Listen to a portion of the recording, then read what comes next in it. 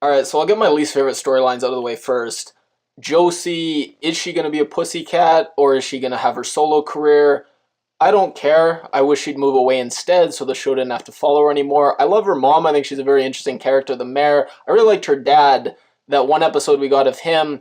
But her, I don't understand why I should care about her character. They never really do anything interesting with her.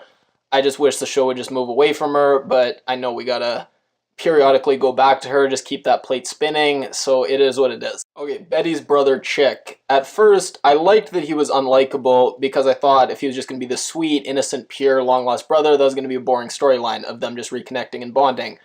But with him being so unlikable, and then they had all these breakfast scenes and lunch scenes at the Cooper family, and you have him at the table, you have Alice, who has been unlikable consistently since the beginning of the show, and then Hal, who's horrible.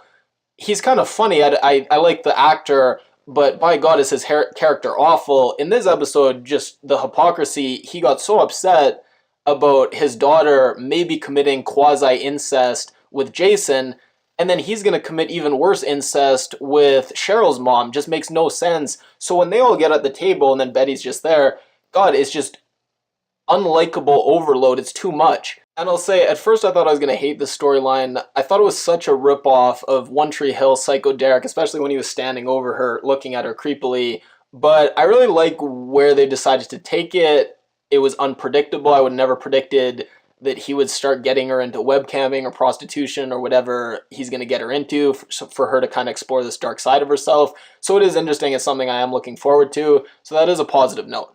For Archie's wrestling plot, if you're going to do a silly comic relief plot, make it a good one. And I think this was a pretty good one when Hiram Lodge was calling him out in front of Veronica for not being a real man because he couldn't wrestle. I thought it was genuinely funny, and part of that is the actors. I think the actor playing Hiram Lodge does a great job. I do really buy his character, so I like his interactions with Archie maybe more than I should if it was going to be a different actor that couldn't pull it off as well. And Archie's just lovable, straight man as always, just great in that role. So I didn't mind this. It's a silly storyline, just kind of spinning your wheels, going nowhere, but it was entertaining. Now, Jughead's plot, surprisingly enough, I kind of liked it.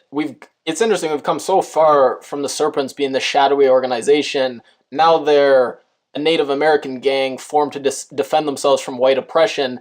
This show's done so much to make us root for this gang. It's very interesting. I'm interested to see if they go back on that at all and show, oh no wait, the gang actually does some really fucked up stuff, or whether they're just going to keep pushing this. It's not a bad gang, it's kind of a good gang all the way for the show. And I have mixed feelings about making the gang a Native American gang because it is shot in BC, and Native American gangs, that's a big thing in BC, but also every time we've seen the gang's been predominantly white. Doesn't really make sense. I guess maybe it's an alternate universe where gangs are inclusive and multi-ethnic, but whatever, it's fine. And the name of the tribe they picked, it stuck out to me because Riverdale has the most absurd names of just about every character and organization you could think of. This one seemed pretty normal and interesting, so I actually looked it up. Turns out it is a Cherokee monster, so that was kind of an interesting touch. And I did like the issues that the storyline raised. You could say it's especially timely now with Charlottesville and that whole battle about the Confederate statues in the States, but I think it's this kind of timeless issue with heroes, and especially historical heroes. One, because people are complex, oftentimes people aren't really purely heroic, and even our biggest heroes, they're going to have things that you look back and you can criticize, and oftentimes, just because someone is very good in one respect, can be very brave and courageous, oftentimes counterintuitively, that means sometimes they even have a bigger dark side and some things about them that are especially unsavory. And then also, just with times and morals always changing throughout history, anytime you have a historical hero, because times and preferences change throughout time and our sense of ethics changes over time, it's very hard to look back in history and not find things about people that, as times change, aren't going to be acceptable in our time. So it raises an interesting, somewhat timeless question about historical heroes. And if you think the episode went too far, oh, we'd never honor someone like that. Andrew Jackson, who only just recently got taken off the 20s in the US, did things pretty comparable to what this founder did. So it is a thing that does happen, and it's something we got to talk about, because where do we draw the line? Andrew Jackson seems like we're drawing the line past him. Do we go to Jefferson? Do we go to George Washington? I don't know. We got to have that conversation.